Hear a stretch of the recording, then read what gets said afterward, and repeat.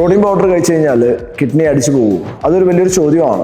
Protein എന്തിനാണ് നമ്മൾ കഴിക്കുന്നത്? പ്രോട്ടീൻ കഴിക്കുന്നത് നമ്മൾ ഡെയിലി കഴിക്കുന്ന ഫുഡിൽ നിന്ന് കറക്റ്റായിട്ട് പ്രോട്ടീൻ നമുക്ക് കൺസ്യൂം ചെയ്യാതെ വരുമ്പോൾ ആണ് നമ്മൾ എക്സ്ട്രാ പ്രോട്ടീൻ നമ്മൾ കഴിക്കുന്നത്. അതൊരു സപ്ലിമെന്റ് ആയിട്ട് ആരും കരുതണ്ട, അല്ലെങ്കിൽ ഒരു മാജിക് പില്ലൊന്നല്ല. അത് നോർമലി നമ്മൾ ഈ ഒരു ഫുഡ് കഴിക്കാതെ വരുമ്പോൾ നമുക്ക് എക്സ്ട്രാ നമ്മളൊരു പ്രോട്ടീൻ നമ്മൾ കൺസ്യൂം ചെയ്യുന്നു, അത് മാത്രമേ ഉള്ളൂ. നമ്മൾ നോർമലി ഇപ്പോൾ ബോഡി ബിൽഡേഴ്സ് അല്ലെങ്കിൽ ജിമ്മിൽ പോകുന്ന ആൾക്കാർ പ്രോട്ടീൻ കഴിക്കുന്നത് മസിൽ ബിൽഡപ്പ് ചെയ്യാനാണെന്നാണ് അവർ വിചാരിക്കുന്നത്. സോ അത് മസിൽ ബിൽഡപ്പ് ചെയ്യുക എന്ന് മാത്രമല്ല, മസിൽ ബിൽഡപ്പ് ചെയ്യണമെങ്കിൽ പ്രോപ്പറായിട്ടുള്ള വർക്കൗട്ട് വേണം, പ്രോപ്പറായിട്ടുള്ള കലോറി സർപ്ലസ് വേണം. ഇതൊക്കെ ഉണ്ടായാലേ പ്രോട്ടീൻ അല്ലെങ്കിൽ മസിൽ ബിൽഡപ്പ് ആവുള്ളൂ.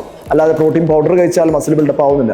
അതൊരു നമ്മളെ മസിലിനെ സ്ട്രെങ്ത് ചെയ്യാനും അല്ലെങ്കിൽ മസിലിനൊരു സപ്പോർട്ടും കൂടിയാണ് നമുക്ക് പ്രോട്ടീൻ മുഖാന്തരം നമുക്ക് കിട്ടുന്നത്. അപ്പോൾ പ്രോട്ടീൻ പൗഡർ കഴിച്ചാൽ എന്തെങ്കിലും കിഡ്നി അടിച്ചു പോകുമോ എന്നുള്ള ചോദ്യത്തിന് ഒരു ഉത്തരവാണ് ഒന്നും സംഭവിക്കില്ല. അത് ഒരു ഹെൽത്തി ഇൻഡിവിജ്വലിന് പ്രോട്ടീൻ കഴിച്ചാൽ ഒന്നും സംഭവിക്കാൻ പോകുന്നില്ല.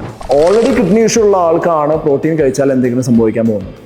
ഒരാളുടെ ശരീരത്തിൽ 1.6 to 2.2 grams of protein per kg കണക്കിൽ ചെല്ലണം എന്നുള്ളതാണ് അതിൻ്റെ ഒരു മാത്തമാറ്റിക്കലി ഒരു കാൽക്കുലേഷൻ. അതിൽ കൂടുതൽ ചെല്ലുമ്പോൾ അത് പല ഇഷ്യൂസും സംഭവിക്കും. അല്ല, അതിന് കുറവ് സംഭവിച്ചു കഴിഞ്ഞാൽ നമുക്ക് ഒരു ദിവസം നമ്മൾ കൺസ്യൂം ചെയ്യുന്ന ഫുഡിൽ നിന്ന് അത് കിട്ടുവാണെങ്കിൽ ഓക്കെ, ഇല്ലെങ്കിൽ നമ്മൾ അതിനനുസരിച്ചുള്ള പ്രോട്ടീൻ നമ്മൾ കൺസ്യൂം ചെയ്യുക, അത്രയേ ഉള്ളൂ.